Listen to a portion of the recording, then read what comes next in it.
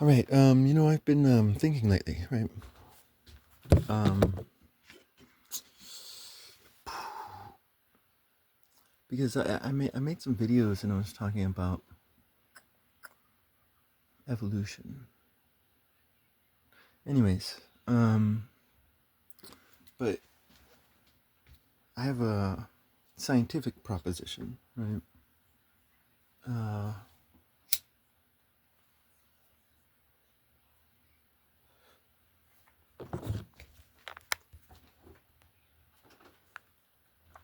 there's this guy I saw recently online,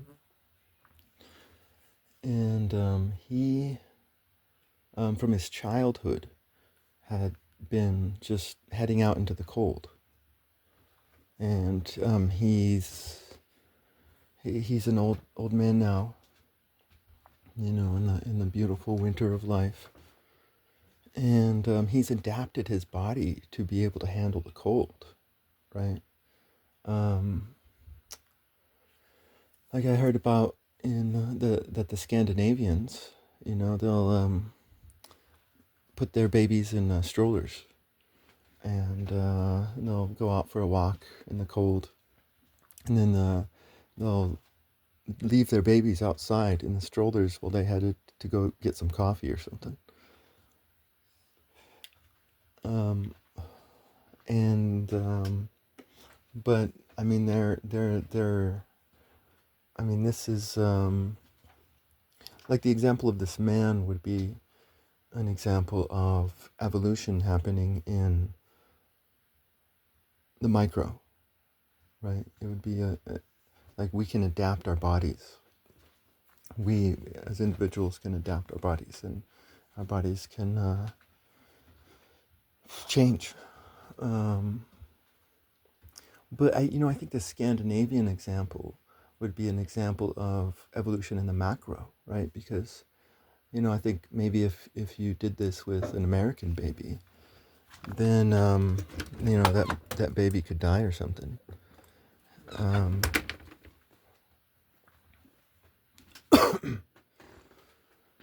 anyways, um,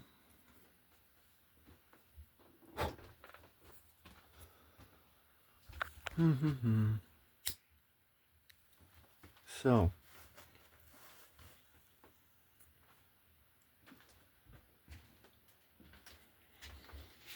um,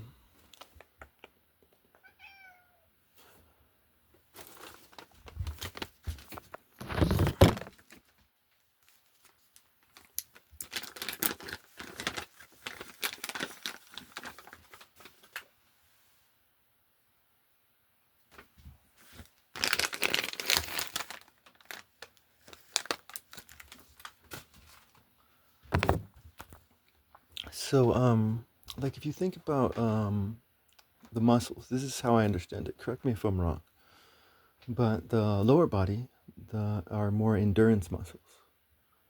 And endurance muscles are muscles that are both endurance and power, right? But the upper body is just power muscles.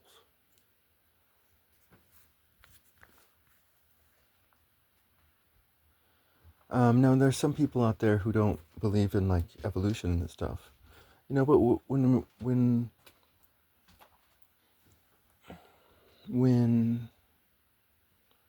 we're talking about those examples of the man who has adapted himself to the cold, and a tribe that's adapted themselves to the cold. I mean, we're talking about just practical evolution, right? But here we get into maybe theoretical evolution, right? Because it's theorized that um,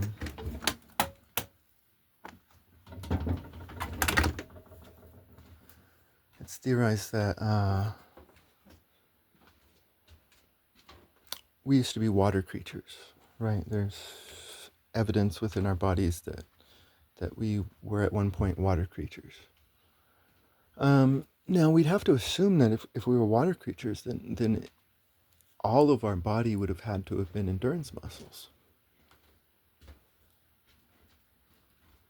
Um, because I mean that's the theory why our legs are endurance muscles because you have to use your legs every day. And if you worked them out and they were just dead the next day, then you couldn't walk around, right? So it's the constant use of our legs that creates the endurance muscles. That would suggest that the power muscles of our upper body are a possible de-evolution that has happened within the chain.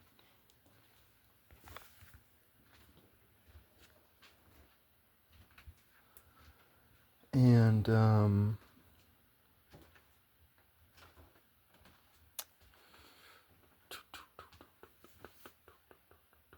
so, I mean, that's where my scientific proposal comes from, I guess.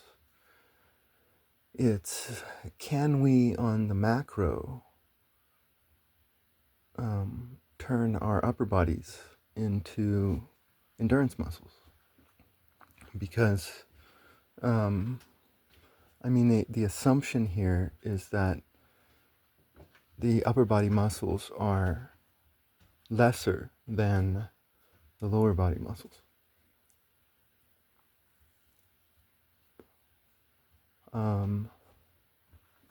In terms of functionality, really.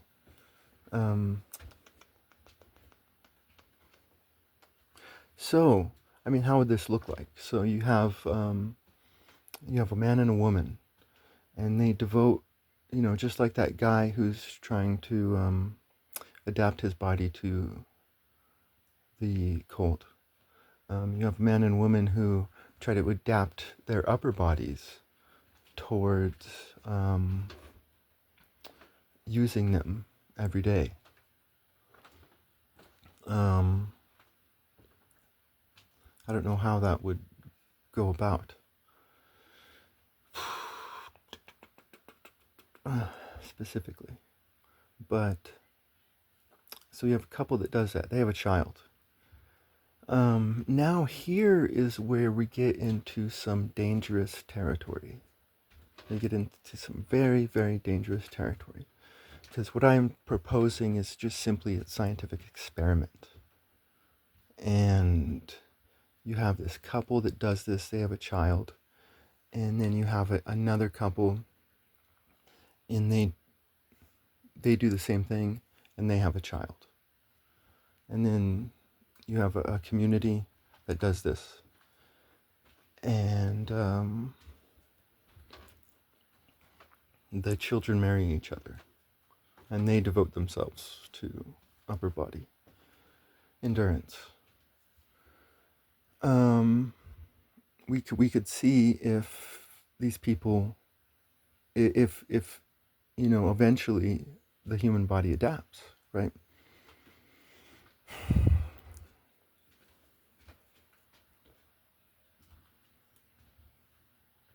Right, but here we get into ideas of sexual exclusivity, right? Because, I mean, let's say you have a tribe, but within this tribe you have two different sexual groups that can't cross a line. Well, in reality, that's two different tribes.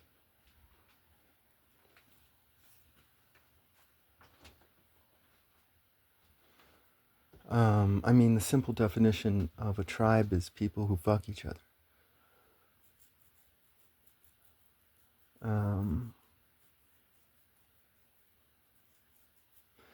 And so basically, you'd be creating a tribe within a tribe. But the purposes that I'm talking about would be just for simple scientific curiosity. You know,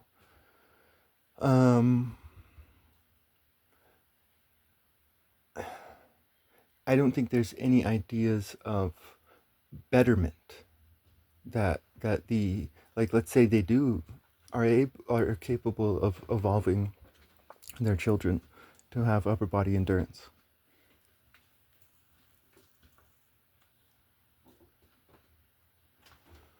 I don't think they're better, right? I mean, we have to get into this concept of who is better than whom. And I think any proper use of the term better has to do with the heart and nothing with physical qualities. The man or woman who loves is better than the man or woman who hates. That is a proper use of the word better. So we could be like creating this dangerous superclass that thinks they're better than the rest. So dangerous territory, right? But I just propose this as just like a simple scientific curiosity. Like, can we evolve ourselves? Can we purposely, because I'm not just talking about upper body endurance, there's probably many other things that have better qualities. I mean, we have there's some sort of telepathic ability that we do have, and that's not science fiction. That's like they're building remote controls that are controlled by brainwaves, right? So that you can play a game and your joystick is on your head. Can we evolve those telepathic abilities?